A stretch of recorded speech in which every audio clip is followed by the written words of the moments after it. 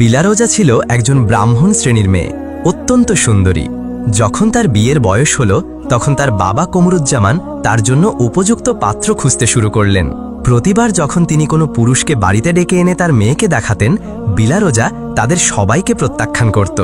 সময়ের সাথে সাথে বিলারোজা এসবের ওপর বিরক্ত হয়ে গেল এবং একদিন তার বাবাকে বলল, বাবা, আমি তোমাকে অনুরোধ করছি, দয়া করে প্রতিদিন আমাকে দেখতে পুরুষদের বাড়িতে ডাকা বন্ধ করো। আমি নিজেই আমার স্বামী বেছে নেব, আমার নিজের ইচ্ছায়।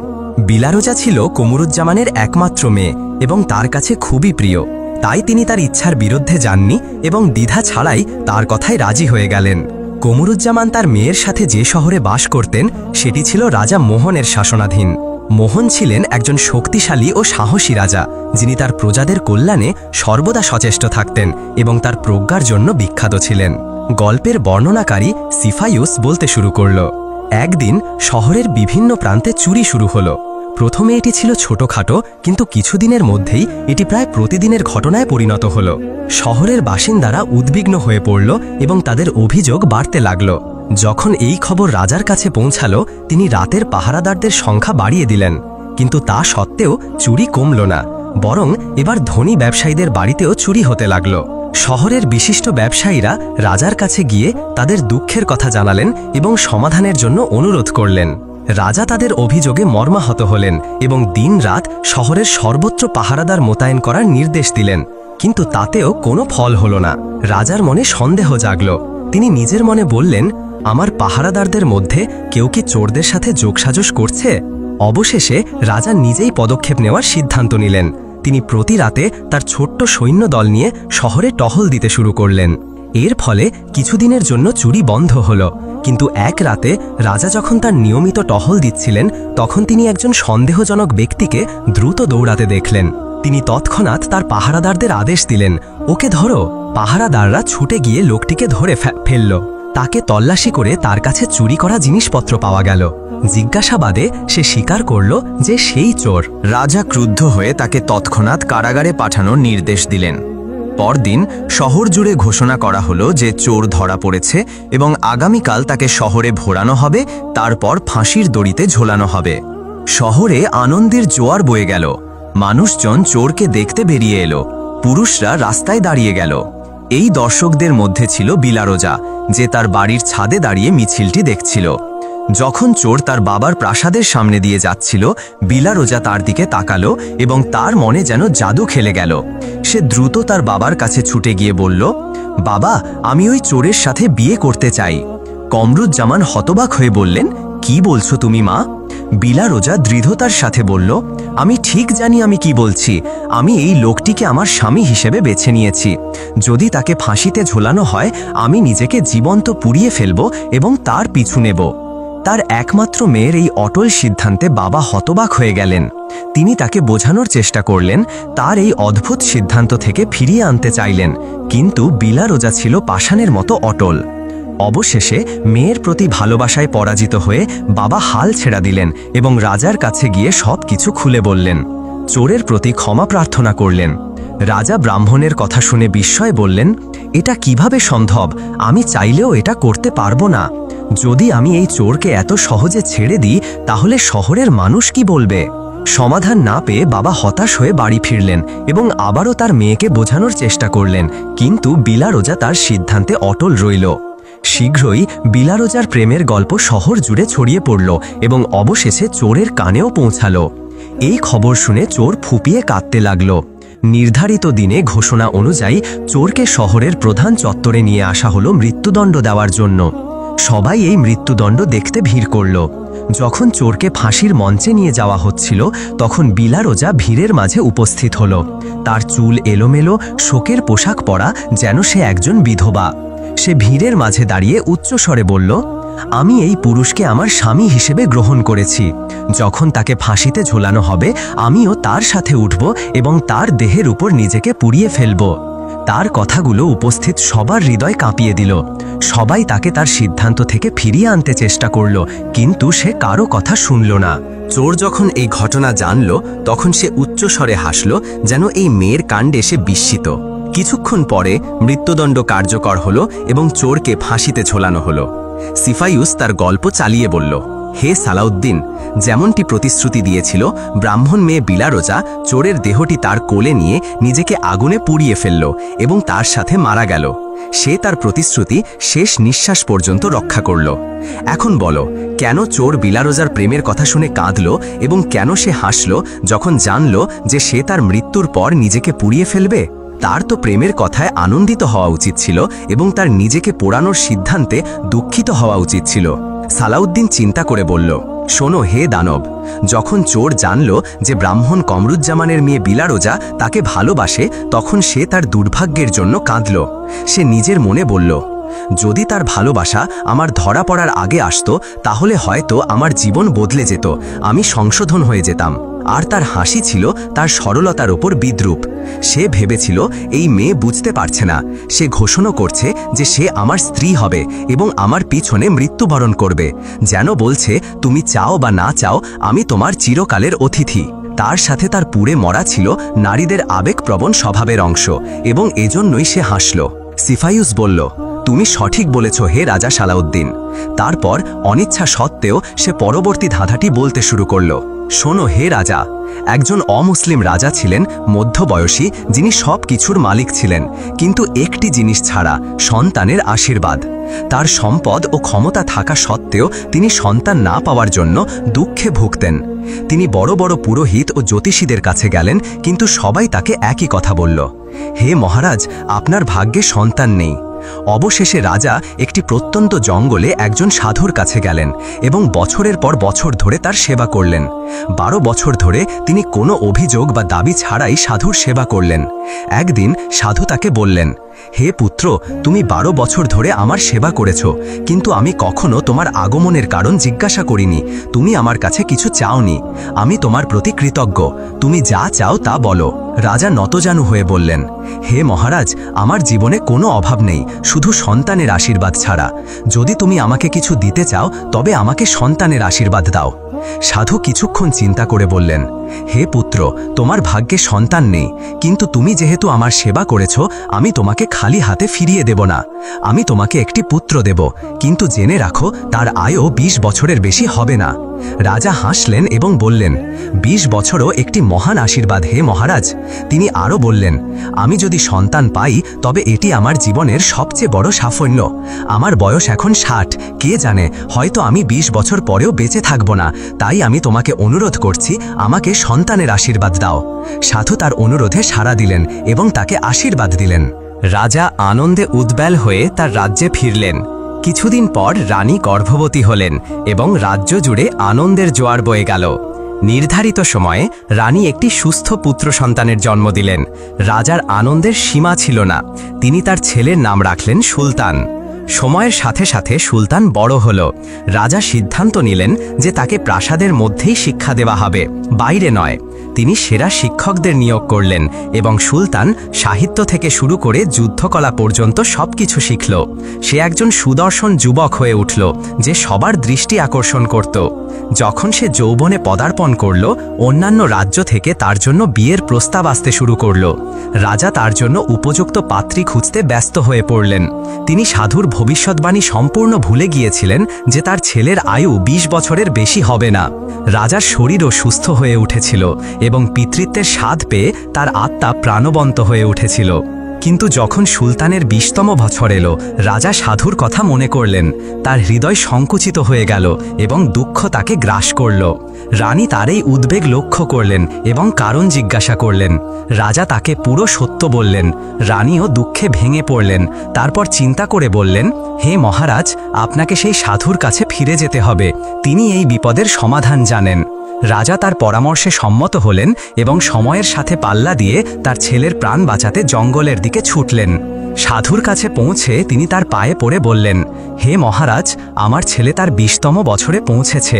আমি ভেবেছিলাম হয়তো আমি এই দিন দেখতে বেঁচে থাকব না, কিন্তু সন্তানের আশীর্বাদ আমাকে জীবনের প্রতি আরও আসক্ত করেছে। আমি তাকে আমার সামনে মরতে দেখতে পারবো না, যাকে আমি 20 বছর ধরে লালন পালন করেছি। দয়া করে তাকে মৃত্যুর হাত থেকে বাঁচান। সাধু দীর্ঘশ্বাস ফেলে বললেন, হে পুত্র, আমি তোমাকে আগেই বলেছিলাম যে তোমার ছেলের আয়ও 20 বছরের বেশি হবে না। আমি তোমাকে একটি সন্তান দিয়েছি, কিন্তু এখন আমার কিছুই করার নেই। কিন্তু রাজা হাল ছাড়লেন না।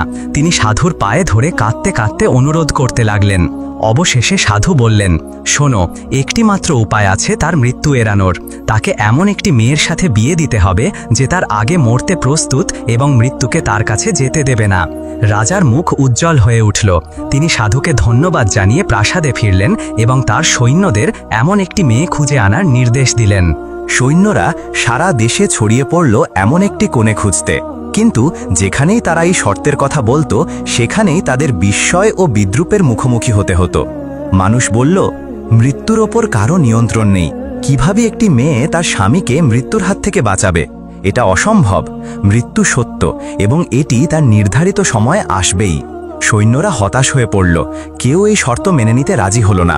অবশেষে একটি হতাশ দল প্রাসাদে ফেরার পথে 3টি মেয়েকে দেখল, যারা পথে হাঁটতে হাঁটতে কথা বলছিল। তারা ছিল ঘনিষ্ঠ বান্ধবী। একজন কুম্ভারের মেয়ে, একজন স্বর্ণকারের মেয়ে আর একজন ব্রাহ্মণের মেয়ে। কিছুদিন আগেই শহরের রাজকন্যার বিয়ে হয়েছিল একটি জাঁকজমকপূর্ণ অনুষ্ঠানে, কিন্তু তার স্বামী পরদিনই মারা গিয়েছিল। এই দুঃখজনক ঘটনা নিয়ে সবাই কথা বলছিল। 3 বান্ধবীও এই বিষয়ে আলোচনা করছিল। ব্রাহ্মণের মেয়ে বলল, বোনেরা, রাজকন্যা ছিল অপরূপ সুন্দরী, কিন্তু বেচারি তার বিয়ের সুখ উপভোগ করতে পারেনি। বিয়ের পরদিনই মৃত্যু তার স্বামীকে কেড়ে নিল। স্বর্ণকারের মেয়ে বলল, তুমি ঠিক পড়েছ, তার সৌন্দর্য ছিল অতুলনীয়। এমন সৌন্দর্য লাখে একজন পায়, কিন্তু ভাগ্যের কাছে কে জিততে পারে? তখন কুম্ভারের মেয়ে বিদ্রুপ করে বলল, তোমরা কেন তার সৌন্দর্য নিয়ে এত কথা বলছো? তার সৌন্দর্য কি কাজে এলো যদি সে তার স্বামীকে মৃত্যুর হাত থেকে বাঁচাতে না পারে? এমন সৌন্দর্য কি কাজে যদি তা তার প্রিয়জনকে রক্ষা করতে না পারে? যদি সে সত্যিই শক্তিশালী হতো তাহলে তার স্বামী বেঁচে থাকত। তার কথায় অন্য 2 বান্ধবী ক্ষুব্ধ হল এবং বলল, তুমি তার জায়গায় থাকলে কি করতে? কুম্ভারের মেয়ে আত্মবিশ্বাসের সাথে বলল, আমি যদি তার জায়গায় থাকতাম তাহলে আমার স্বামীকে মরতে দিতাম না। আমি যে কোনো মূল্যে মৃত্যুকে তার কাছ থেকে দূরে রাখতাম। রাজার নির্দেশে থাকা সৈন্যরা তাদের পিছনে হাঁটছিল এবং তাদের পুরো কথোপকথন শুনল। তারা তৎক্ষণাৎ রাজার আদেশ মনে করল, এমন একটি মেয়ে খুঁজে আনতে হবে যে তার স্বামীকে তার আগে মরতে দেবে না। তারা তৎক্ষণাৎ মেয়েদের নাম ও বাড়ির ঠিকানা জিজ্ঞাসা করল এবং প্রাসাদে ফিরে রাজাকে পুরো ঘটনা জানালো। রাজা তাদের কথা শুনে আশার আলো দেখলেন।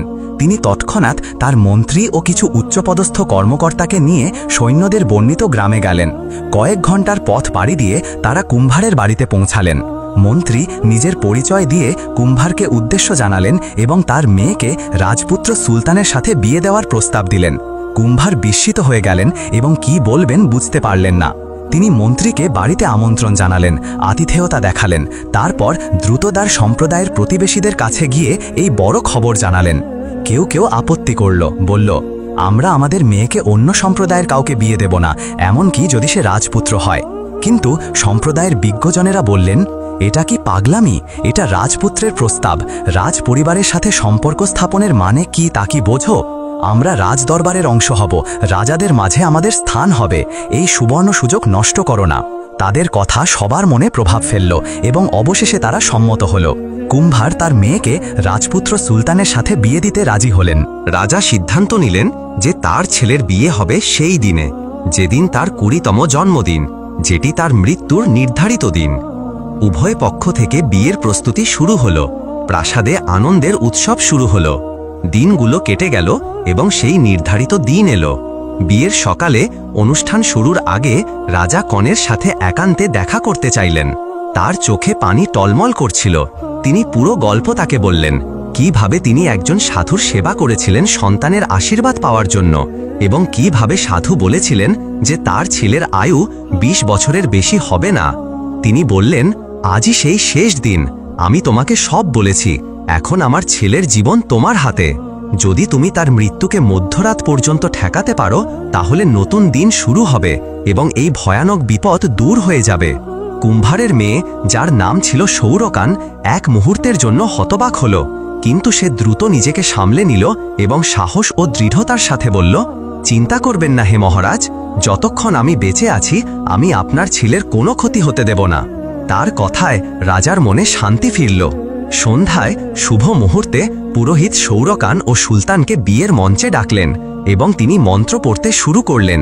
হঠাৎ একটি বিষধর সাপ রাজপুত্রের দিকে এগিয়ে এলো, যেন তাকে দংশন করে হত্যা করতে চায়।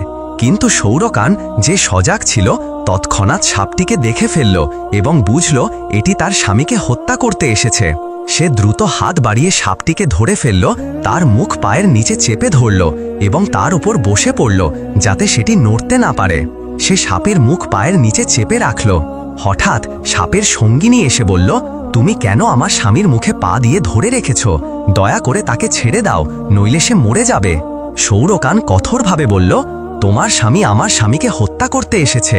যদি আমি এখন তাকে ছেড়ে দিই, সে আবার চেষ্টা করবে। আমি আমার স্বামীকে ছাড়ব না, এমনকি যদি এর জন্য আমার জীবন দিতে হয়। সাপের সঙ্গিনী বলল, না, সে আর চেষ্টা করবে না, আমি প্রতিশ্রুতি দিচ্ছি। তাকে ছেড়ে দাও, আমি তাকে নিয়ে চলে যাব, কাউকে ক্ষতি না করে। কিন্তু জেনে রাখো, তোমার স্বামী আজ রাতে মরবে। যদি আমার স্বামীর হাতে না হয়, তবে অন্যভাবে। তার ভাগ্য লেখা হয়ে গেছে। সৌরকান কিছুক্ষণ দ্বিধায় পড়ল, তারপর বলল, আমি তোমার প্রতিশ্রুতিতে ভরসা করছি। সে তার পা সরিয়ে নিল। সাপের সঙ্গিনী সাপটিকে নিয়ে চুপচাপ চলে গেল, কিন্তু তার সতর্কবাণী সৌরকানের কানে বাজতে থাকল, তাই সে আরও সতর্ক হয়ে গেল। বিয়ে সফলভাবে সম্পন্ন হল। রাতে সৌরকান তার স্বামীর বিছানা প্রাসাদের উঠানের মাঝখানে রাখল। সুলতান সেখানে ঘুমালো আর সৌরকান জেগে থেকে তাকে পাহারা দিল, মৃত্যুকে তার কাছে যেতে না দেওয়ার দৃঢ় প্রতিজ্ঞা নিয়ে। সে বিছানার এক কোণে একটি তেলের প্রদীপ জ্বালালো এবং হাত তুলে প্রার্থনা করল, হে আল্লাহ, এই কোণা তোমার হেফাজতে। যদি আমার স্বামীর প্রতি আমার ভালোবাসা সত্য হয়, তবে তাকে আজ রাতে রক্ষা করো। তারপর দ্বিতীয় কোণে একটি জলের কলস রাখল এবং বলল, হে আল্লাহ, আমি তোমার কাছে প্রার্থনা করছি, যদি আমার ইবাদত সত্য হয়, তবে আমার স্বামীকে আজ রাতে রক্ষা করো। তৃতীয় কোণে সে এক মুঠো গমের দানা রাখল এবং বলল, হে আল্লাহ, এই কোণাটি তোমার হাতে সমর্পণ করছি, আজ রাতে তার রক্ষার দায়িত্ব তোমার। আর চতুর্থ কোণে সে নিজে দাঁড়িয়ে রইল, যে কোনো বিপদের জন্য প্রস্তুত। কিন্তু বিপদ বেশি দূরে ছিল না।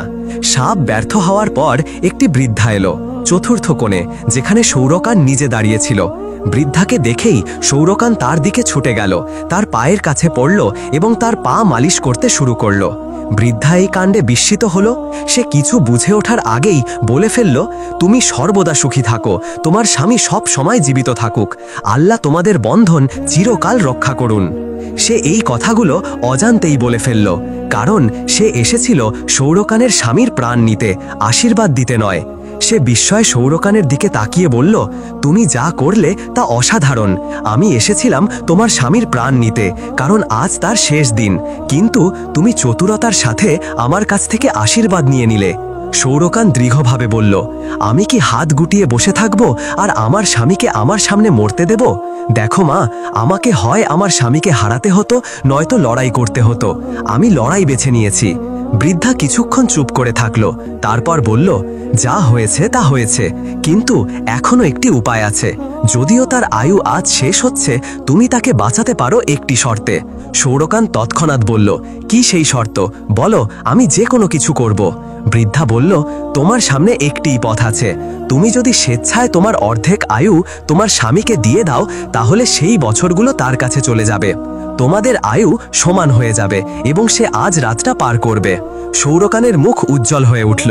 সে বলল, আমি রাজি, আমার অর্ধেক আয়ু নাও এবং তাকে দাও, শুধু বলো আমি কিভাবে এটা করব। বৃদ্ধা বলল, প্রভাতের প্রথম আলোর সাথে একটি জলের কলস নাও, সূর্যের দিকে তুলে ধরো এবং তা উৎসর্গ করো। তারপর বলো, হে আল্লাহ, বৃদ্ধার প্রতিশ্রুতি অনুযায়ী এবং আমার সত্য ইচ্ছা অনুসারে আমি স্বেচ্ছায় আমার অর্ধেক আয়ু আমার স্বামীর জন্য দান করছি। তুমি এটা করলেই তোমার স্বামীর জন্য তোমার অর্ধেক আয়ু লেখা হবে এবং তোমাদের জীবন সমান হবে। এই বলে বৃদ্ধা অদৃশ্য হয়ে গেল, আসার পথ রেখে। পরদিন সকালে সৌরকান ঠিক তাই করল। সে জলের কলস সূর্যের দিকে তুলে ধরল এবং আন্তরিকভাবে প্রার্থনা করল। তার স্বামী সুস্থ হয়ে উঠল, মৃত্যুর ছায়া তার ওপর থেকে সরে গেল এবং সে নতুন দিন শুরু করল। প্রাসাদে আনন্দের জোয়ার বয়ে গেল। রাজা ও প্রজারা রাজপুত্রের নিরাপত্তায় উল্লাস করল। সৌরকান বিশ্বস্ততা ও ত্যাগের প্রতীক হয়ে উঠল। বলা হয় সেই দিন থেকে সে যেন চিরকাল তার স্বামীর সাথে সুখে থাকে, এই কথাটি বিয়ের অনুষ্ঠানে প্রচলিত দোয়া হয়ে গেল। এছাড়া কুম্ভার সম্প্রদায় রাজপরিবারের অংশ হয়ে গেল এবং সৌরকানের কৃতিত্বের জন্য তাদের প্রজাপতি উপাধি দেওয়া হলো। এখানে শয়কান সিফায়ুস তার গল্প শেষ করল এবং রাজা সালাহুদ্দিনের দিকে তাকিয়ে চ্যালেঞ্জ করে বলল, এখন বলো, একজন স্বামী কি তার স্ত্রীর জন্য তার অর্ধেক আয়ু ত্যাগ করতে পারে? সালাহুদ্দিন হেসে বললেন, হে শয়তান, তোমার প্রশ্ন খুবই সহজ। প্রথমত, আমি সব ধর্মকে সম্মান করি, কিন্তু আয়ু ও মৃত্যু শুধু আল্লাহই জানেন। তুমি আমাকে এই গল্পে বিশ্বাস করাতে চেয়েছ যে কেউ সহজেই তার অর্ধেক আয়ু অন্যের জন্য ত্যাগ করতে পারে। আরও ভালো চেষ্টা করো হে শয়তান। সিফায়ুস মাথা নত করে বলল, তুমি ঠিক বলেছ হে সালাহুদ্দিন। তিনি আর কোনো কথা বললেন না। সালাহুদ্দিন তার নীরবতা দেখে চ্যালেঞ্জ করে বললেন, পরবর্তী প্রশ্ন করো হে নীচ শয়তান, তোমার এই পৃথিবীতে সময় ফুরিয়ে আসছে। সিফায়ুস ম্লান হাসি দিয়ে বলল, তুমি সত্যিই প্রজ্ঞাবান হে সালাহুদ্দিন, কিন্তু ভুলে যেও না, আমার কাছে এখনো দুটি প্রশ্ন বাকি। একটি ভুলই তোমার খেলা শেষ করার জন্য যথেষ্ট। তারপর গভীর রহস্যময় কণ্ঠে বলল, এখন পরবর্তী ধাঁধাটি শোনো। যখন উদ নাজি যৌবনে পদার্পণ করল, তার অপরূপ সৌন্দর্যের খ্যাতি চারদিকে ছড়িয়ে পড়ল। সে শুধু রাজা জাফরের একমাত্র কন্যাই ছিল না, তার সৌন্দর্য এমন ছিল যে যে তাকে একবার দেখত তার মুখ সারা জীবন ভুলতে পারত না। তার উচ্চ বংশ এবং মনোমুগ্ধকর সৌন্দর্যের কারণে কাছের দূরের রাজ্য থেকে তার জন্য বিয়ের প্রস্তাব আসতে লাগল। রাজা এই প্রস্তাবগুলোতে খুব খুশি হলেন, কিন্তু একই সাথে তিনি দ্বিধায় পড়লেন কিভাবে এদের মধ্যে থেকে তার মেয়ের জন্য যোগ্য পাত্র বেছে নেবেন। তিনি প্রতিটি প্রস্তাব তার মেয়ের সামনে উপস্থাপন করতেন এবং তার মতামত নিতেন, কিন্তু উদ নাজি একে একে সবাইকে প্রত্যাখ্যান করত। কেউই তার পছন্দ হতো না। সময়ের সাথে রাজার মনে উদ্বেগ জন্ম নিল। প্রস্তাবগুলো আসছে, একজনের চেয়ে আর একজন ভালো, কিন্তু তার মেয়ে সবাইকে প্রত্যাখ্যান করছে। সে কি চায়, সে কি খুঁজছে? একদিন রাজা আর ধৈর্য ধরতে পারলেন না। তিনি তার মেয়েকে মুখামুখি করে বললেন, কেন তুমি প্রত্যেক পাত্রকে প্রত্যাখ্যান করছো?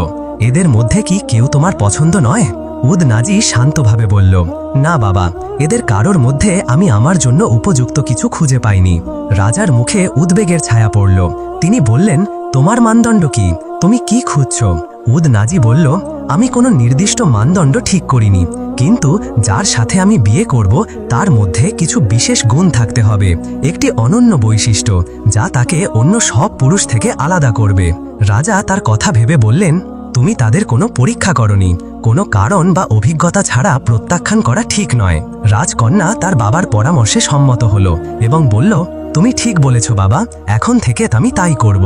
কয়েকদিন পর একজন তরুণ রাজপুত্র বিয়ের প্রস্তাব নিয়ে এলো। প্রাসাদের কর্মচারীরা তাকে উষ্ণ অভ্যর্থনা জানালো এবং আতিথেয়তা দেখালো। রাজকন্যাকে তার আগমনের খবর দেওয়া হলো। রাজকন্যা তার পরীক্ষার জন্য এগিয়ে গেল। রাজপুত্র তার দিকে তাকাতেই তার সৌন্দর্যে মুগ্ধ হয়ে স্থির হয়ে গেল। রাজকন্যা তাকে এক নজর দেখে বলল, তোমার মধ্যে এমন কি বৈশিষ্ট্য আছে যে তুমি মনে করো তুমি আমার সাথে বিয়ের জন্য উপযুক্ত? রাজপুত্র আত্মবিশ্বাসের সাথে বলল, আমি ত্রিমাত্রিক দৃষ্টির কৌশল জানি। আমি অতীত, বর্তমান এবং ভবিষ্যৎ সঠিকভাবে দেখতে পারি। বনবাসের বছরগুলোতে একজন সাধুর কাছ থেকে আমি এই ক্ষমতা অর্জন করেছি। রাজকন্যা বলল, ওহ তাই নাকি? তাহলে আমার ভবিষ্যৎ সম্পর্কে বলো। কিন্তু তৎক্ষণাৎ থেমে গিয়ে বলল, না, ভবিষ্যৎ ভবিষ্যতের জন্য রেখে দাও, আমার অতীত সম্পর্কে বলো। রাজপুত্র চোখ বন্ধ করে কিছুক্ষণ ভাবল, তারপর বলল, তুমি এখন পর্যন্ত অনেক বিয়ের প্রস্তাব প্রত্যাখ্যান করেছ। তারপর তোমার বাবার জোড়াজুড়িতে তুমি নিজে পাত্রদের পরীক্ষা করতে রাজি হয়েছ। রাজকন্যা তার কথার নির্ভুলতায় বিস্মিত হল এবং বলল, তুমি ঠিক বলেছ, তোমার ক্ষমতা সত্যিই অসাধারণ। আমি আগ্রহী, কিন্তু আমার কিছু সময় দরকার ভাবার জন্য। ততক্ষণ তুমি অতিথিশালায় থাকতে পারো। রাজপুত্র জানত না যে আরও অনেকে রাজকন্যার সৌন্দর্যের কথা শুনে তার হাত চাইতে প্রস্তুত হচ্ছিল। এরপর আরেকজন রাজপুত্র এলো, যিনি ছিলেন একজন বিখ্যাত যোদ্ধা। রাজকন্যা উদনাজি তার কাছে গিয়ে একই প্রশ্ন করল, তোমার মধ্যে এমন কি বৈশিষ্ট্য আছে যা তোমাকে আমার সাথে বিয়ের জন্য উপযুক্ত করে? রাজপুত্র আত্মবিশ্বাসের সাথে বলল, আমি বছরের পর বছর কঠিন আধ্যাত্মিক সাধনা করেছি এবং একটি অনন্য জ্ঞান অর্জন করেছি। এর মাধ্যমে আমি একটি আকাশযান তৈরি করেছি যা কয়েক সেকেন্ডের মধ্যে পৃথিবীর যে কোনো জায়গায় পৌঁছে যেতে পারে। এই যান শুধু মাটিতেই নয়, পাহাড়ের ওপর দিয়ে, সমুদ্র পেরিয়ে এবং আকাশ ভেদ করে যে কোনো জায়গায় এক মুহূর্তে পৌঁছে যেতে পারে। রাজকন্যা তার এই অসাধারণ ক্ষমতায় মুগ্ধ হল এবং প্রথম রাজপুত্রের মতো তাকেও ভাবার জন্য সময় চাইল এবং অতিথিশালায় থাকতে বলল। রাজকন্যা উদনাজি এখন দ্বিধায় পড়ল। দুই রাজপুত্রই অসাধারণ ক্ষমতার অধিকারী। দুদিন কেটে গেল, কিন্তু সে কোনো সিদ্ধান্ত নিতে পারল না। তৃতীয় দিনে আরেকজন রাজপুত্র প্রাসাদে এলো, যিনি তার পূর্বসূরিদের চেয়ে কম ছিলেন না। তিনিও রাজকন্যার হাত চাইতে এসেছিলেন। রাজকন্যা তার কাছে গিয়ে একই প্রশ্ন করল। তিনি ভদ্রভাবে বললেন, হে রাজকন্যা, আমি বছরের পর বছর যুদ্ধকলায় প্রশিক্ষণ নিয়েছি এবং বর্ষা নিক্ষেপে এমন দক্ষতা অর্জন করেছি যার তুলনা নেই। এমনকি চোখ বন্ধ করেও আমি আমার শত্রুকে আঘাত করতে পারি, যত শক্তিশালীই হোক না কেন। আমি একবার বর্ষা নিক্ষেপ করলে শত্রু তৎক্ষণাৎ মাটিতে লুটিয়ে পড়ে, বাঁচার কোনো সুযোগ ছাড়াই। রাজকন্যা তার এই দক্ষতায় মুগ্ধ হল এবং তাকেও ভাবার জন্য সময় চাইল, অতিথিশালায় থাকতে বলল। তারপর সে তার বাবা মায়ের সাথে আলোচনা করে সিদ্ধান্ত নিল যে একটি নির্দিষ্ট দিনে তার চূড়ান্ত সিদ্ধান্ত ঘোষণা করবে। দিনগুলো কেটে গেল, তার মন একটি প্রশ্নে আটকে রইল। এই তিনজনের মধ্যে কাকে বেছে নেবে? নির্ধারিত দিনে তিন রাজপুত্র রাজদরবারে এলো, তাদের সেরা পোশাকে। দরবারে মন্ত্রী, শাসক ও রাজ্যের গণ্যমান্য ব্যক্তিরা উপস্থিত ছিলেন, রাজকন্যার সিদ্ধান্ত জানার জন্য অপেক্ষা করছিলেন।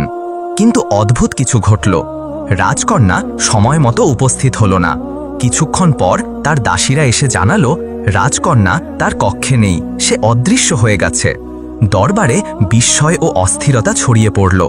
রাজা তৎক্ষণাৎ প্রাসাদের প্রতিটি কক্ষ, প্রতিটি কোণ তল্লাশির নির্দেশ দিলেন, কিন্তু কোনো লাভ হল না। রাজকন্যার কোনো চিহ্ন পাওয়া গেল না। রাজকন্যার অদৃশ্য হওয়ার খবর রাজ্যে আগুনের মতো ছড়িয়ে পড়ল। দুঃখ ও ভয় সবাইকে গ্রাস করল। সবাই একটি প্রশ্ন করছিল, রাজকন্যা কোথায় গেল? কিভাবে সে অদৃশ্য হল? লোকেরা নানা অনুমান করতে লাগল। এই বিভ্রান্তির মাঝে রাজা প্রথম রাজপুত্রের কথা মনে করলেন, যিনি অতীত, বর্তমান ও ভবিষ্যৎ দেখতে পারেন। তিনি তার কাছে ছুটে গিয়ে বললেন, হে রাজপুত্র, তুমি বলেছ তুমি লুকানো জিনিস দেখতে পারো, বলো আমার মেয়ে এখন কোথায়? রাজপুত্র আত্মবিশ্বাসের সাথে বলল, হ্যাঁ হে মহারাজ, আমি পারি। সে চোখ বন্ধ করে কিছুক্ষণ মন্ত্র পড়ল, তারপর বলল, হে মহারাজ, একটি দুষ্ট দানব রাজকন্যার সৌন্দর্যে মুগ্ধ হয়ে তাকে অপহরণ করেছে এবং তাকে তার প্রাসাদে নিয়ে গেছে, যা একটি গভীর উপত্যকায়, দুর্গম পাহাড়ের মাঝে। সেখানে সহজে পৌঁছানো যায় না। এই কথা শুনে রাজার পায়ের তলার মাটি সরে গেল। তিনি গভীর দ্বিধায় পড়লেন। তখন দ্বিতীয় রাজপুত্র, যিনি আকাশযানের মালিক, এগিয়ে এসে বললেন, চিন্তা করবেন না হে মহারাজ, দানব যত দূরেই থাকুক, আমার যান তাকে এক মুহূর্তে সেখানে নিয়ে যেতে পারে। কিন্তু প্রশ্ন রইল, কে দানবের মুখোমুখি হবে? তৃতীয় রাজপুত্র, যিনি বর্ষার মালিক, আত্মবিশ্বাসের সাথে বললেন, আমি তার সাথে লড়াই করব। চিন্তা করবেন না হে মহারাজ। রাজা তাদের অনুমতি দিলেন। তিন রাজপুত্র আকাশযানে চড়ে দানবের আস্থানার দিকে রওনা হলেন। তারা পৌঁছানোর সাথে সাথে দানব তাদের মুখোমুখি হল। তার চেহারা ছিল ভয়ঙ্কর। তৃতীয় রাজপুত্র এগিয়ে গেলেন এবং পূর্ণ শক্তি দিয়ে তার বর্ষা ছুড়লেন। বর্ষা বিদ্যুতের মতো বাতাস চিরে দানবের বুক ভেদ করে পিছনে বেরিয়ে গেল। দানব তৎক্ষণাৎ মাটিতে লুটিয়ে পড়ল এবং মারা গেল। তিন রাজপুত্র দ্রুত রাজকন্যার কাছে গিয়ে তাকে আকাশযানে তুলে প্রাসাদে ফিরলেন। সবাই অপরিসীম আনন্দে তাদের স্বাগত জানালো। রাজা তার মেয়ে উদনাজিকে সুস্থ অবস্থায় দেখে আনন্দে উদ্বেল হলেন। রাজ্যে আনন্দের জোয়ার বয়ে গেল। রাজা তিন রাজপুত্রকে ধন্যবাদ জানালেন এবং আবারও দরবার বসালেন। সবাই তাদের নির্ধারিত স্থানে বসল, রাজকন্যার চূড়ান্ত সিদ্ধান্তের অপেক্ষায়।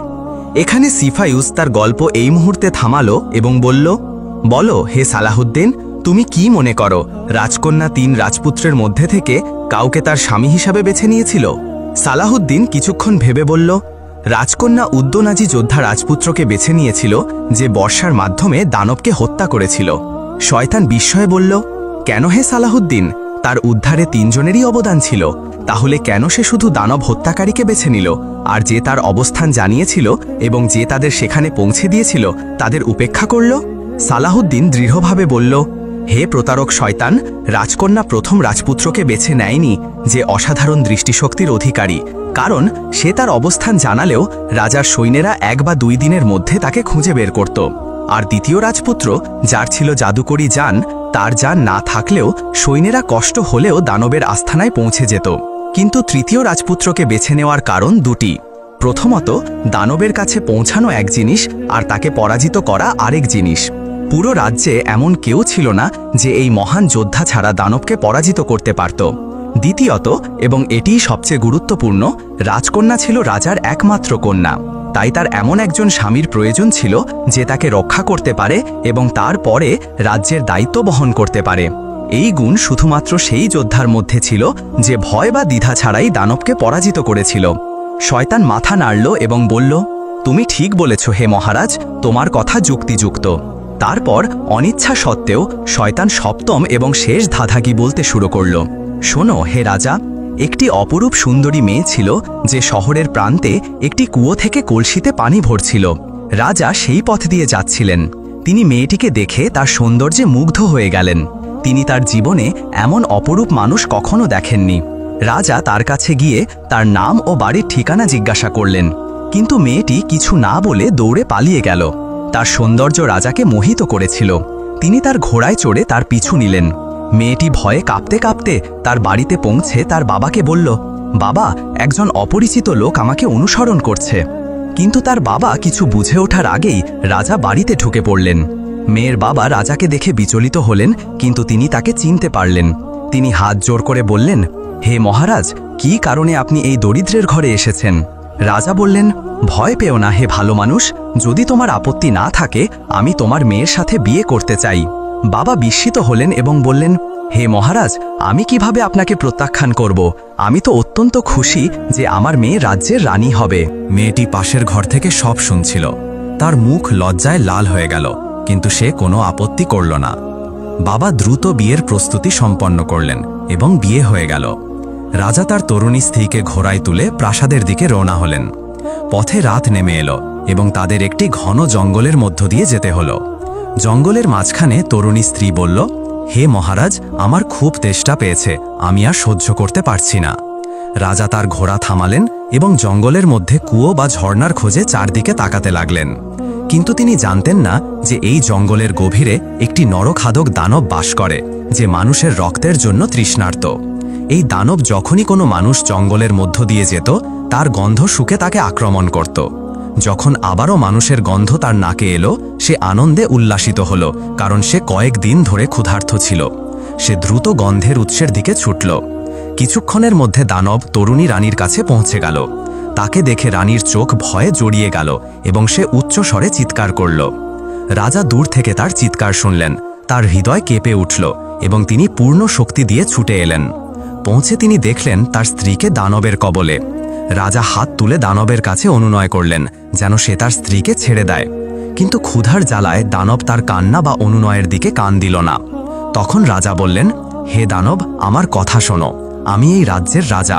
যদি তুমি আমার স্ত্রীকে ছেড়ে দাও, আমি প্রতি সপ্তাহে তোমার কাছে একজন শক্তিশালী পুরুষ পাঠাবো, যাকে তুমি খেতে পারবে।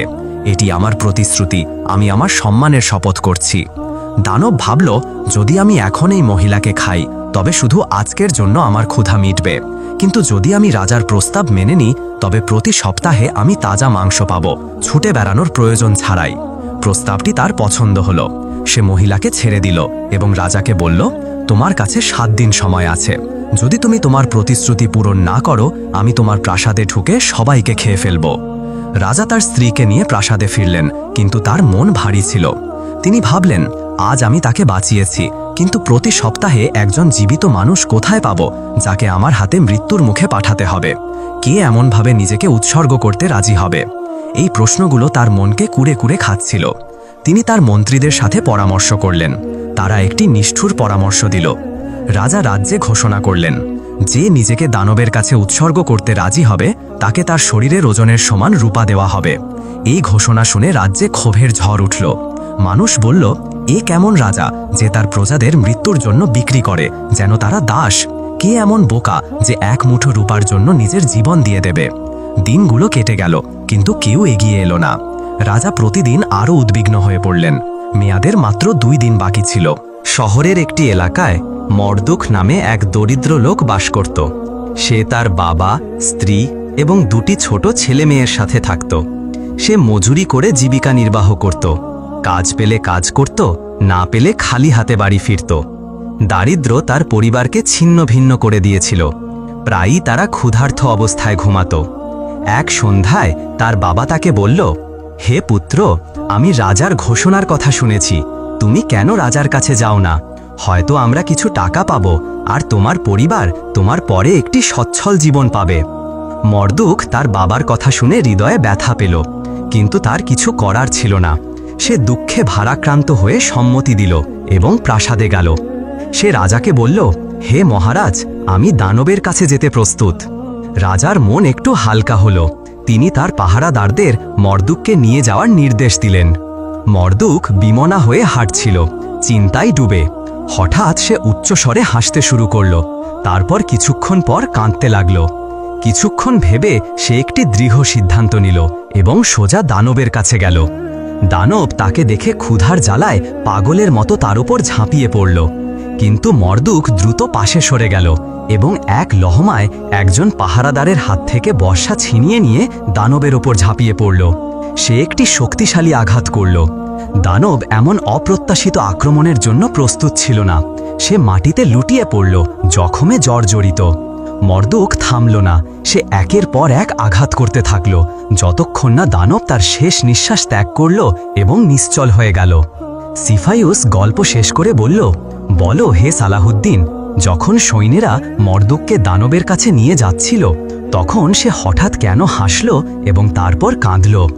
সালাহুদ্দিন বলল, শোনো হে প্রতারক শয়তান, যখন মর্দুককে দানবের কাছে নিয়ে যাওয়া হচ্ছিল, তখন তার মনে একটি চিন্তা এলো যে এই পৃথিবীতে কেউ কাউকে সমর্থন করে না, না তার বাবা যে তাকে জন্ম দিয়েছে, না রাজা যার উচিত ছিল তার প্রজাদের রক্ষা করা। তাই সে প্রথমে বাস্তবতার তিক্ততায় হাসল, তারপর দুঃখে কাঁদল। তারপর সে বুঝল যে মানুষকে তার নিজের যুদ্ধ নিজেকেই লড়তে হয়। এই চিন্তা থেকে সে শক্তি সংগ্রহ করল এবং দানবের মুখোমুখি হয়ে তাকে পরাজিত করল। সিফাইউস বিস্ময় ও ক্রোধ মিশ্রিত কণ্ঠে বলল, তুমি সত্যিই প্রজ্ঞাবান হে সালাহুদ্দিন, কিন্তু দুর্ভাগ্যবশত তুমি এখন আমার হাতে মারা যাবে। আমার বন্ধুরা, আমার একটি প্রশ্ন আছে। রাজা কি মর্দুককে তার শরীরের ওজনের সমান রূপা দিয়ে পুরস্কৃত করবে, যেমনটি তিনি প্রতিশ্রুতি দিয়েছিলেন? কারণ পুরস্কারটি ছিল তার জন্য যে নিজেকে উৎসর্গ করবে। আর ভুলো না লাইক ও সাবস্ক্রাইব করতে। সপ্তম এবং শেষ প্রশ্নের উত্তর দেওয়ার পর আকাশে প্রচণ্ড বজ্রধ্বনি হল। সিফাইউসের গলার মালার শক্তি ক্ষয় হতে শুরু করল এবং অদৃশ্য হয়ে গেল, কারণ তার আশীর্বাদের ক্ষমতা শেষ হয়ে গিয়েছিল। সিফাইউস এক মুহূর্তের জন্য দ্বিধায় পড়ল। তারপর তার বিশাল গদা তুলে চিৎকার করে বলল, তুমি সত্যিই প্রজ্ঞাবান হে সালাহুদ্দিন, কিন্তু তোমার সময় শেষ। তুমি কি মনে করো আমি শুধু আশীর্বাদের উপর নির্ভর করছিলাম?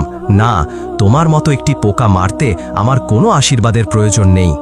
সালাহুদ্দিন তার হুমকি শুনে প্রস্তুত হলেন এবং তার তলোয়ার উঁচিয়ে বললেন, হে দুষ্ট, তোমার আশীর্বাদ চলে গেছে, কিন্তু তোমার অহংকার এখনো যায়নি। তুমি কি তোমার নিজের শেষ দেখতে পাচ্ছ না? অহংকার চোখকে অন্ধ করে দেয়। তোমার শেষ আজ অনিবার্য, হে অন্ধকারের সৃষ্টি।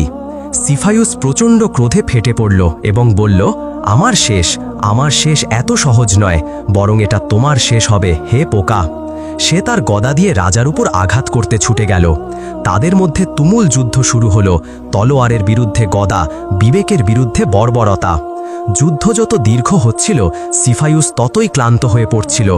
সালাহুদ্দিন সুযোগ বুঝে তার সমস্ত শক্তি একত্র করে একটি চূড়ান্ত আঘাত করলেন। তার তলোয়ার দানবের বুক ভেদ করে তার হৃদয় ছিন্ন করল। সিফাইউস ব্যথায় চিৎকার করে উঠল এবং তার শেষ নিঃশ্বাস ত্যাগ করল। সে বিস্ময়ে বলল, এটা অসম্ভব, আমি ভেবেছিলাম আমি অমর। সালাহুদ্দিন তাকে বাধা দিয়ে বললেন, অমরত্ব মন্দ শক্তির মধ্যে নয়, সত্য ও ন্যায়ের মধ্যে থাকে। তোমার মতো অহংকারীদের ইতিহাস অমর করে না, বরং তাদের কালো পাতায় চিরতরে সমাহিত করে। এভাবে দুষ্ট সিফাইউসের শেষ হল রাজার একটি নির্ণায়ক আঘাতে।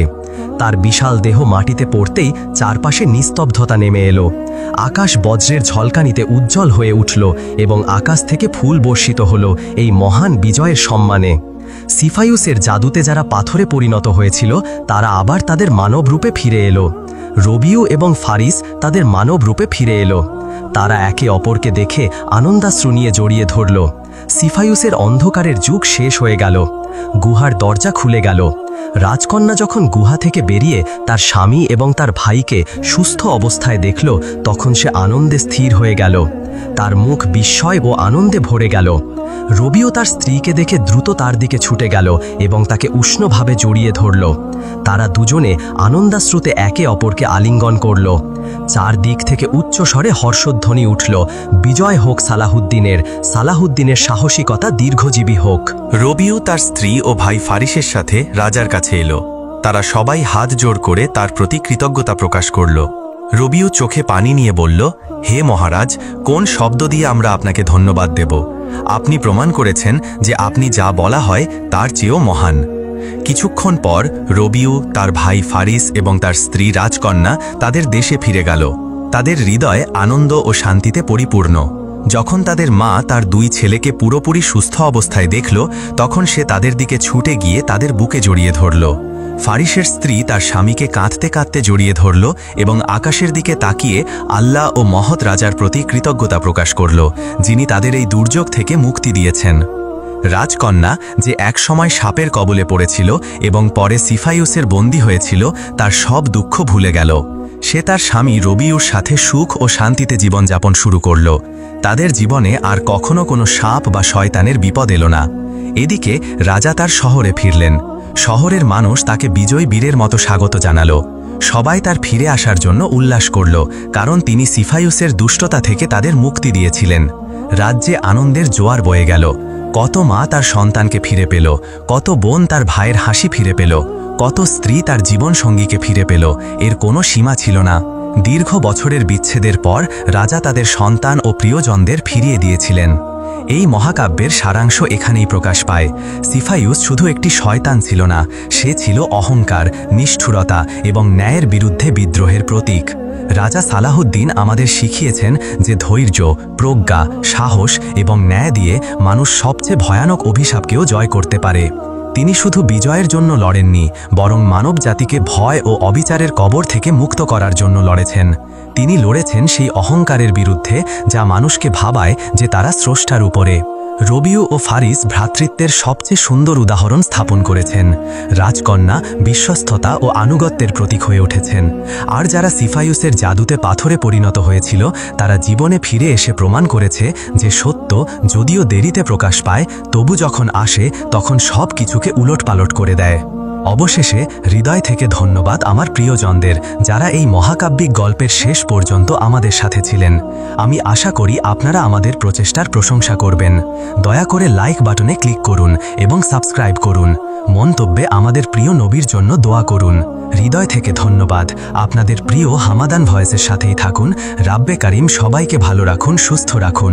দেখা হচ্ছে পরবর্তী ভিডিওতে। আল্লাহ হাফেজ।